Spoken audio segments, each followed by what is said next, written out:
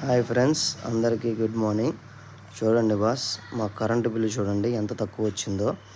495 రూపాయలు వచ్చిందని సంతోషించే లోపులో కింద ఏదో ఈపీపీసీఏ ఛార్జెస్ అంట.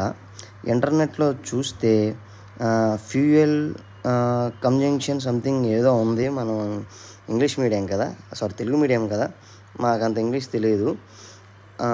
అర్థమేంటో మాత్రం అర్థమైంది. అప్పట్లో కరెంటు ఉత్పత్తి చేయడానికి ఆయన ఛార్జెస్ అంట. అప్పట్లో ఉత్పత్తి అయితే అప్పుడే వేయాలి, కానీ 3 సంవత్సరాల తర్వాత వసూలు చేసుకోవడానికి ఇచ్చారు. అసలు ఇది ఎప్పుడు స్టార్ట్ చేశారో ఏపీపీసీడీఎల్ అనేది వివరాలు తెలియదు. కానీ 495 రూపాయలు కరెంటు బిల్లు వస్తే అందులో ఛార్జెస్ అని చెప్పి 770 రూపాయలు ఎక్స్ట్రా తీసుకున్నారు ఫ్రెండ్స్. మరి ఇది ఏ రకమైన లెక్కో ఏం అర్థం కావట్లా. ఎవరు ఏమీ అడగట్లేదనో ఏమోనో ఇష్టం వచ్చినట్టు వసూలు చేస్తున్నారు ఫ్రెండ్స్.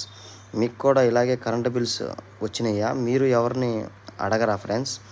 నేనైతే కరెంట్ ఆఫీస్కి వెళ్ళి అడుగుదాం అనుకుంటున్నా. ఎందుకంటే 2 years బట్టి రష్యా నుంచి ఆయిల్స్ తక్కువ కొంటున్నారు.